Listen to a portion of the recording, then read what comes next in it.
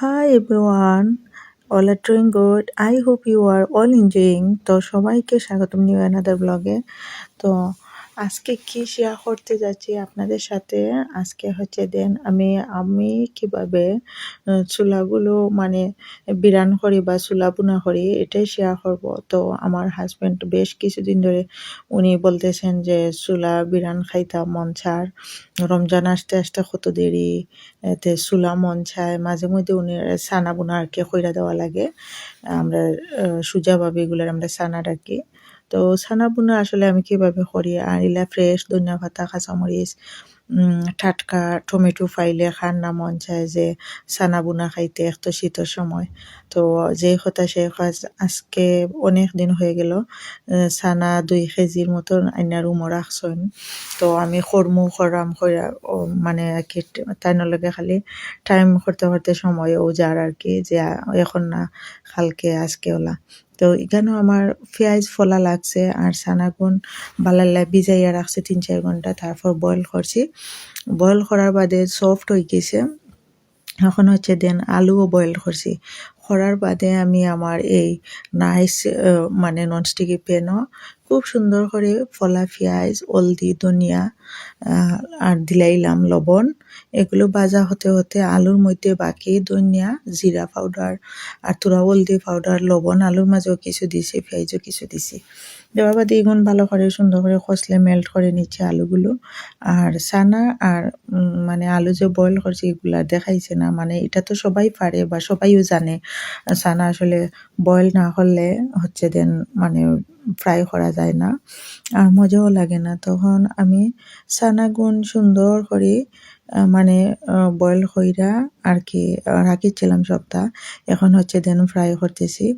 তো এই রেসিপিটা দেওয়ার জন্য অনেক আপু ভাইয়া তারা রিকোয়েস্ট আসছিল, বিশেষ করে আমার বোনদের পক্ষ থেকে।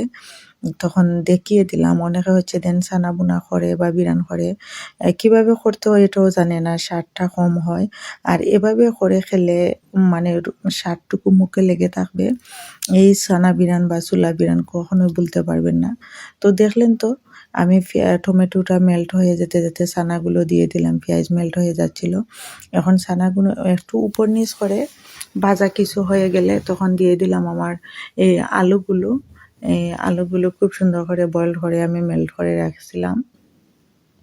আপনারা তো দেখলেও একটু খসলে দিয়ে মেল্ট করে দিচ্ছি। এখন দেখতেছি জিরা পাউডার একটু কম হয়েছে, স্পাইস হয়ে ঠিকঠাক মতো না পড়লে চুলা বিরান মজা লাগে না।